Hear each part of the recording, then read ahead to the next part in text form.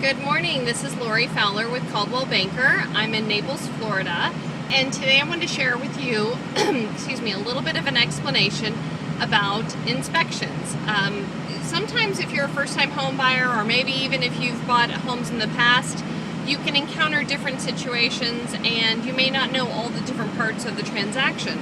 And sometimes I get a lot of questions about inspections, so I thought I'd cover that today. Inspections typically take place within the first 1 or 2 weeks of the effective contract. The effective contract date is the date when all the parties agree to the terms and say, yes, we'll accept that price, the terms, etc. And specified on the contract, there's a time frame for which you're able to get an inspection. Now, some people will decide not to get an inspection, some people will.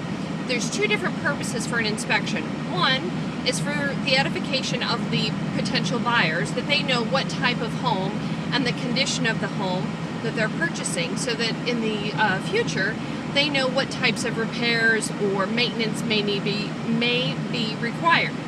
Now, in a situation where someone is opting out of getting an inspection, that may be a bargaining tool where they're saying, listen, I'm okay with the property, I'm okay with the price, I choose not to have an inspection because I want to show you that I'm a solid, serious buyer. Regardless of the condition of the home, I won't walk away. Now, inspections can also be a negotiating tool.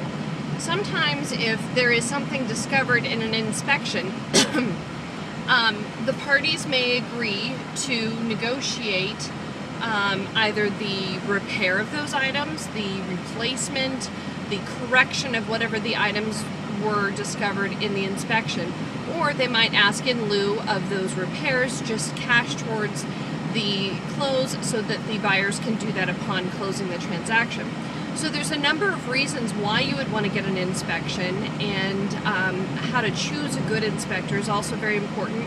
A good realtor will have 2 to 3 names of inspectors that they use, that they trust, and allow the buyer to choose one based on their preference. And it's a very helpful part of the process in terms of making a solid purchase and knowing exactly what you're getting in the end.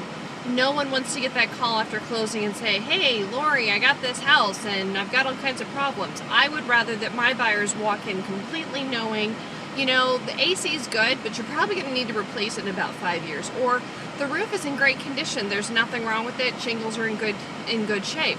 So those things are very important, and it's an important piece of the process. Depending on the size of the property, the square footage, the charge for the inspection will vary. You typically pay for the inspection the day of the inspection, and typically the buyer will want to be present so that the inspector can actually walk through any major items that they might have discovered during the process. So I hope that that provides you with a little bit of information about an inspection and what to expect when you are making a purchase as a buyer. And also as a seller, what the inspection process means to you. It is a negotiating tool, and I encourage you not to fear the inspection. I think disclosure and knowledge is the key to making a smooth and stress-free transaction and a closing. So if I can ever be of service to you or to your friends, please do not hesitate to share this video or any of my contact information. You can find it below, and I look forward to being of service. Thank you, and have a great day.